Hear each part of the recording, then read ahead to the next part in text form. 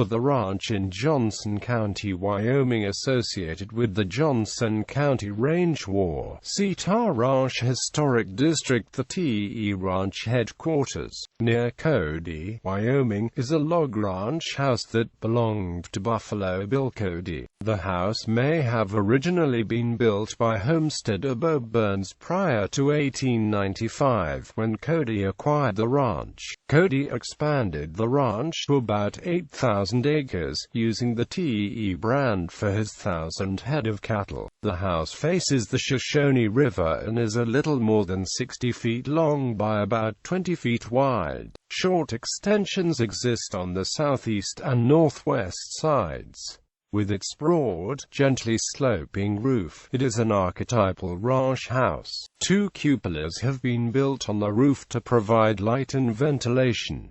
The house has been renovated within without substantial loss of character. The grounds include indigenous plants that have been transplanted to the house's river-bottom surroundings, a place where they would not normally exist but which are in keeping with the headquarters of a large ranch. An unusual feature is the collection of antlers and horns placed on the grounds.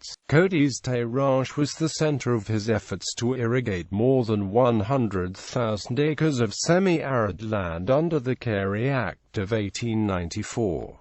Cody's manager was George T. Beck, who began what became known as the Shoshone Reclamation Project, which culminated in the construction of Buffalo Bill Dam. However, the project was beyond the scope of Cody's finances, and he signed the water rights to the land back to the state of Wyoming in 1904.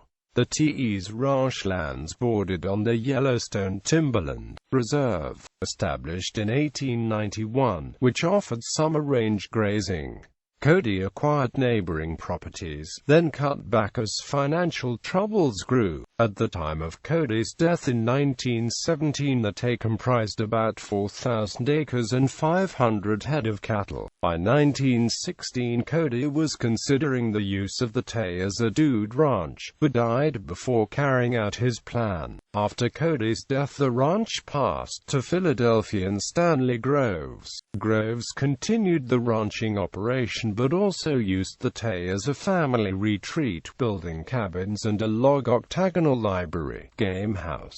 After Groves' death in 1930, the property was sold to Paul Patton of Kansas City, an associate of Tom Pendergast, who was forced to sell when Pendergast's political organization in Kansas City came under investigation. The next buyer was Robert W. Woodruff, then president and later board chairman of the Coca-Cola Company. The property passed from Woodruff in 1972 to another Coca-Cola executive, Charles Duncan.